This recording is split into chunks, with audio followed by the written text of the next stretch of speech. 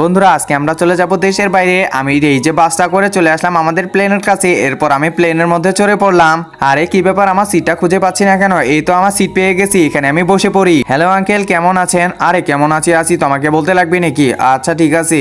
আরে ওড়নাটা এভাবে রাখছো কেন? তোমার এখানে রাখতে পারো না? হ্যাঁ আঙ্কেল রাখতেছি, ঠিক আছে, ভালো করে বললেই তো হয়, এমন করে বলার কি আছে? বাইরে একটু দৃশ্যটা দেখি তো। না না, বাইরের দৃশ্য দেখা হবে না। পিছন দিয়ে দেখি, পিছন দিয়েও দেখা হবে না। সামনে দিয়ে দেখি, না না দেখা হবে না। আচ্ছা ঠিক আছে, আপনি দেখেন, আমি আর দেখবো না। কাউকেই দেখতে দিব না প্লেনের বাইরে। এই তো আমাদের প্লেন ছেড়ে দিছে। ওরে বাবা, আমার তো অনেক ভয় লাগতেছে, প্লেনে করে তো আমার অনেক ভয় লাগে। আরে এই লোকটা আবার এমন করতেছে কেন? একজন মা কতটা আপন হয়ে থাকে, যার মানেই তাকে জিজ্ঞাসা করে দেখো। তো দেখা যাক বন্ধুরা, এই মায়ের জন্য কে ভিডিওটিতে লাইক এন্ড সাবস্ক্রাইব করে। আর যারা মাকে ভালোবাসো না তারা ভিডিওটি থেকে দূরে থাকো। হ্যাঁ, প্লেনে উঠে আবার কেউ ভয় করে নাকি? আমার তো অনেক ভয় লাগে। এই তো বন্ধুরা দেখতে পারতেছো, আমি জানলা সাইডে চলে আসছি। আর বাইরের দৃশ্যটা দেখতে অনেক সুন্দর। আপনিই বসেন ওখানে। হ্যাঁ ভাইয়া, ধন্যবাদ আপনাকে।